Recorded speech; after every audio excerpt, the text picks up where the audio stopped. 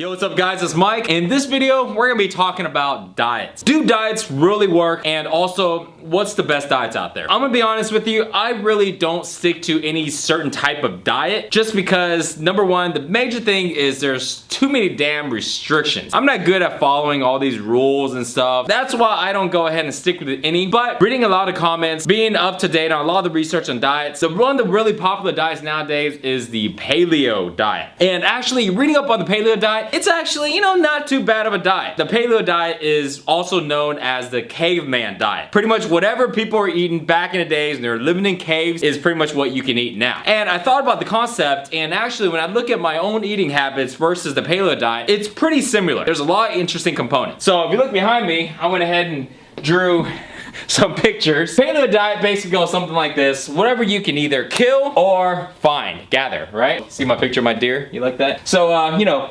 deer, meat, fish, lions, I don't know. All the meat, all the stuff that runs around that you can kill and eat, pretty much anything that runs around. There goes your protein source. And veggies, right? Anything that grows from the ground. Seeds, you go and gather seeds, greens and stuff like that. And also fruits, right? Plentiful. You like my big, you know what this is? Yeah, you know what this is. If you stick to those foods, you're gonna be fine, and it's really hard to get fat. And I really believe it, because if you think about it, none of this has a lot of processed sugars. None of this also have what everybody loves to eat, which is carbs. Carbs is not just like the bad stuff like, cake, muffins, brownies, and Snicker bars. Damn, I love them Snicker bars. It's not just that stuff. It's also other stuff like bread. Not just like, the white bread, but even whole wheat bread, pasta, chips, everything that's a carbohydrate, anything that's made out of flour, which is like everything. You can't have any of those things. It makes it to where it's pretty restrictive, but I can see back in the caveman days, when this is all they got to eat, it's hard for them to get fat. And number two is the amount of activities that they were doing, because they didn't have any grocery stores, right? So you walk in there, you gotta go ahead and kill your own deer. So by the time you catch this bad boy and chomp him up and do all this stuff, it must have burned like 1,000 calories. So then you better go ahead and eat them up, right? And you gotta share with everybody. That's why everybody's like so lean and nobody's fat. Later on, even if our bodies were adapted to where we can gain fat, because why? Because when we go into what they call like famine, or basically, the winters and stuff, where you're gonna go hide in your little caves because there's no food out there, you got body fat that your body can go ahead and use. Well, nowadays, we don't got any of that. So we just get fatter and fatter and fatter. Why? Because we eat stuff like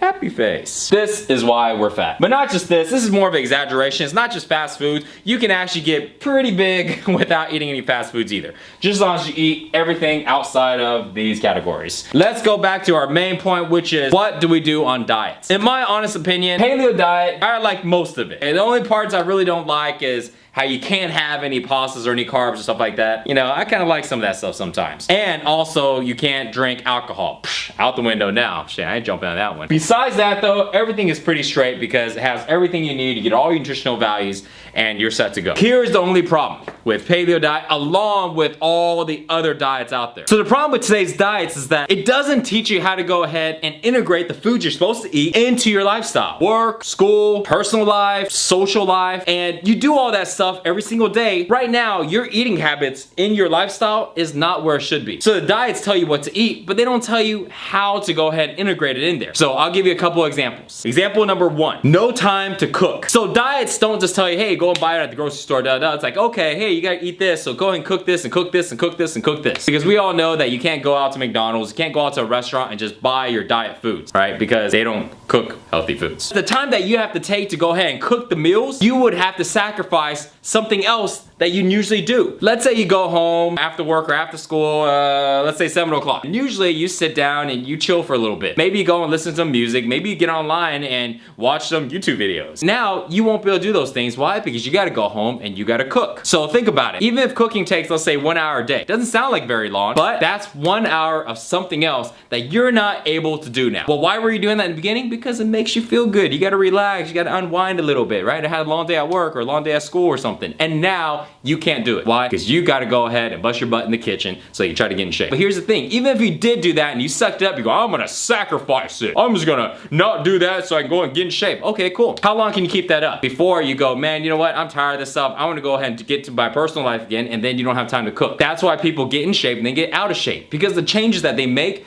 aren't permanent. They gotta sacrifice things that they like to do, and they're not able to go ahead and live the life they want. And at the end, they go back to their old habits. It makes them happy. So that is is a major problem. Cooking, just one of the obstacles with any diet. So that's number one. Here's number two. Lack of efficiency. Diets aren't very efficient because they don't talk about things like what to do if you don't have food available and you're hungry. What to do if you're hanging out with some friends, y'all guys decide to go and grab a bite to eat of some unhealthy food, which happens like every single time. Remember, your friends aren't dieting. They don't give a crap if you're like, oh, I can only eat chicken and rice. I don't give a shit. We're gonna go ahead and grab some Mexican food. You down? What to do if you're out, you're at a club, you're at a bar, you wanna go and grab a drink. Relax a little bit. Now you're like, oh, I'm on the paleo diet and I can't drink. No, your friends gonna be like, pussy. You know, did you leave your balls at home? No, you don't wanna be that guy. What to do in scenarios to where you just have to cheat. Diets don't tell you, hey, well, if you have to cheat, this is what you do. They just go, don't cheat. But what if you have to? What do you do then? How do you prepare to cheat on your diet? Or what to do if you're traveling and you just don't have a kitchen. So those are all lack of efficiency with diets. None of the diets tell you how to do any of those things. They just tell you eat this, this, and this and you'll get in shape. The last issue with diets. Healthy food tastes like shit. You know what? It doesn't taste good. It is what it is, okay? And I can't lie to you anyways. If I told you that all healthy foods taste good, you'd be like, whatever. Dislike, I got some food that tastes good, makes me smile. I got a food that makes me want to puke.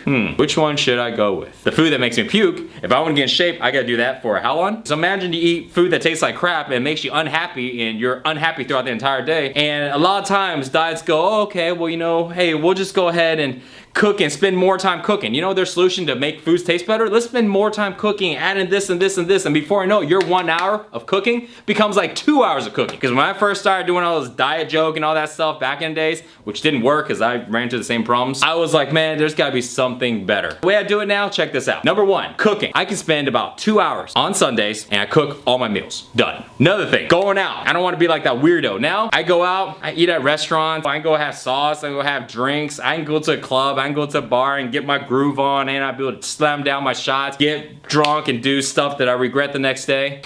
Yeah, I can do all that. Why? Because I want to have a lifestyle, right? I want to be able to do stuff that's fun. And those are things that really make it to where you can stay on a diet for the rest of your life because your diet doesn't restrict you from doing all the stuff you like. And the most important thing, taste. I can make all my food taste good. Why? There's a few different tricks that I do. I'll tell you, I'm really simple. Number one, coconut oil. If you haven't seen my video on the other one, check it out. I put coconut oil on everything. I realized that a little while ago, put like a spoonful of coconut oil to about 2 spoonfuls of coconut oil on every single meal. So if you got Tupperwares or containers that get the food all prepped from your Sunday of cooking, bam, slap that thing on there, throw in the microwave for like 2 minutes or something, done. Everything is like all greasy and like tasty. Nothing is dried. You know what? I like greasy, tasty food. Here's the second trick. Put some sauce on it. If you go and check out the sauces I have a whole bunch of sauces now. I started off with like 3 or 4. Now I got about like 10, 15 sauces right in my fridge. These are ways now that I can actually be able to diet and not have to go ahead and deal with all the problems of regular diet and all the restriction stuff. Hope this video can shine some light on the whole diet thing. If you want to get information on actually how to do everything step by step, check out the video because I have it on the site, sixpackshortcuts.com. I'll show you step by step and get you started on that because trust me, once you go ahead and follow an eating system like that, you don't have to worry about any of those problems anymore and life will be good. Plus, you'll get in shape. Hope it helped out. See y'all guys next time. Peace.